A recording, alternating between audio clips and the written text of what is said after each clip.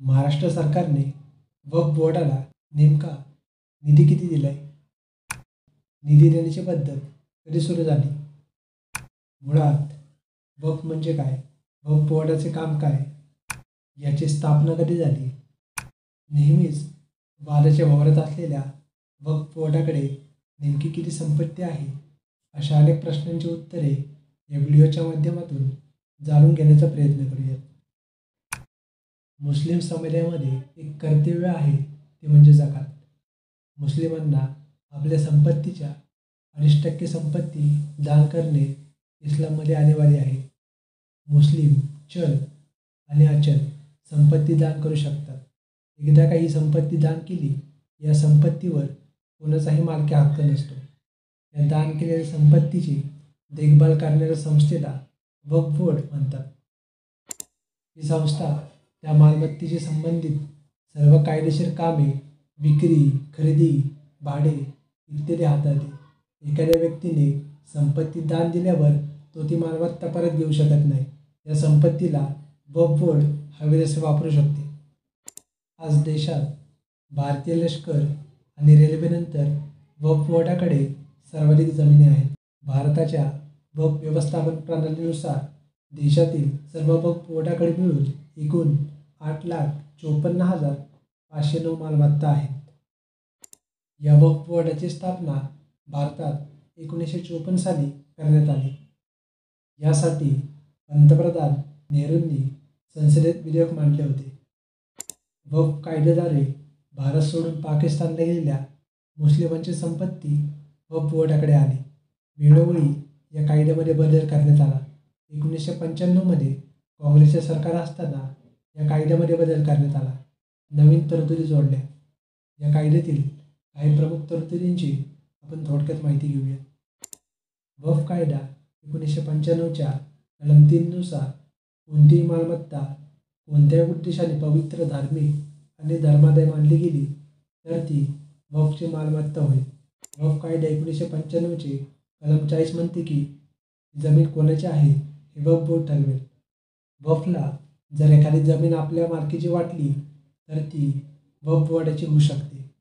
याविषयीच 1995चा वक्फ कायदा सांगतो की जर वक्फ बोर्डला जमीन वक्फ मालमत्ता आहे असे वाटले तर ती सिद्ध करण्याची जबाबदारी वक्फ बोर्डाची नसून याउलट त्या जमिनीच्या मालकाने ही जमीन वक्फची कशी नाही याचा पुरावा देणे आवश्यक आहे. वक्फ कायद्यानुसार तुमची मालमत्ता वक्फ म्हणून घोषित झाली तर तुम्ही त्याच्या विरुद्ध न्यायालयात जाऊ शकत नाही. तुम्हाला वक्फ बोर्डाकडेच अपील करावे लागते. वक्फ बोर्डाचा निर्णय तुमच्या विरोधात आला तरी तुम्ही न्यायालयात जाऊ शकत नाही. वक्फ न्यायाधिकरणाकडे जाऊ शकता. वक्फ कायद्याचे कलम 85 म्हणते की न्यायाधिकरणाच्या निर्णयाला उच्च न्यायालय आणि सर्वोच्च न्यायालयातही आव्हान देता येत नाही. देशात एक केंद्रीय वक्फ बोर्ड आणि 32 राज्य मंडळे आहेत. केंद्र शासनाने वक्फ विषयाकरता गठीत केलेल्या संयुक्त संसदीय समितीने जून 2007 मध्ये महाराष्ट्र राज्य वक्फ मंडळाच्या कामकाजाची तसेच वक्फ मालमत्तांची पाहणी करण्याकरता महाराष्ट्र राज्यास भेट दिली होती. सदर भेटीच्या वेळी शासनातर्फे महाराष्ट्र राज्य वक्फ मंडळाला अनुदान उपलब्ध करून देण्यात येईल असे तत्कालीन मुख्यमंत्री यांनी आश्वासन दिले होते. यावेळी मुख्यमंत्री कोण होते हे आपल्याला जर माहीत असेल तर कमेंट करून नक्की सांगा. महाराष्ट्र राज्य वक्फ मंडळाच्या बळकटीकरणासाठी सन 2011-12 या आर्थिक वर्षापासून अर्थसंकल्पीय तरतूद करण्यात आली होती. यानुसार दरवर्षी महाराष्ट्र शासनाने अर्थसंकल्पात किती तरतूद केली आहे, त्यावेळी किती रक्कम दिली आहे याची आकडेवारी आपण पाहू.